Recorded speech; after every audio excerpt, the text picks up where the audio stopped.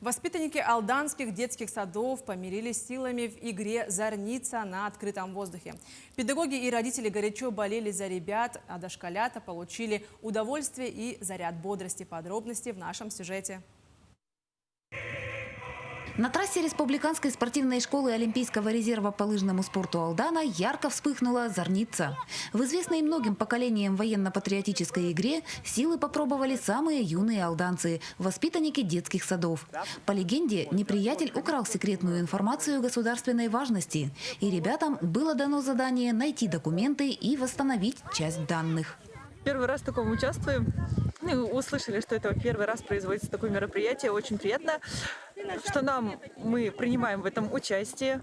Погода такая прекрасная у нас, как раз подходящая.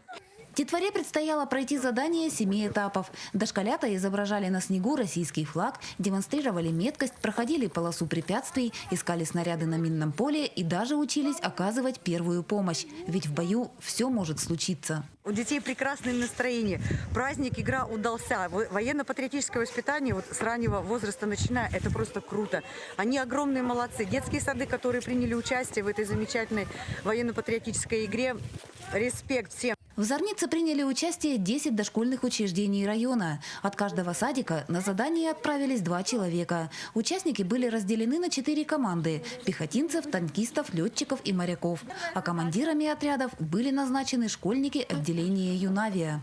Это просто надо видеть, как наши малыши здорово работают вот с этими волонтерами. Они их слушаются лучше, чем воспитатели. Еще здорово, что к нам присоединилось медицинское училище. Вот такая у нас преемственность. То есть дошколята, школьники и СПО. Инициатором проведения «Зорницы» между дошкольными учреждениями района выступил алданский детский сад «Василек». В садике традиции игры сложились давно. Военно-спортивные соревнования в «Васильке» проводятся ежегодно. И в таких поединках ребята принимают участие с удовольствием. Чувство любви к родине зарождается и развивается с ранних лет. Такие чувства не могут возникнуть за одно занятие. Это результат долгой и кропотливой работы по военно-патриотическому воспитанию. Новой формой работы по патриотическому воспитанию является военная зорница.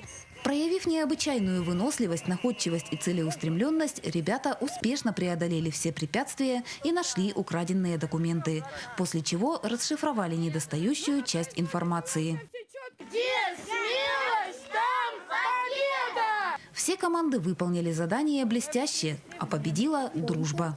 Татьяна Вахнина, Александр Лукин, Алдан.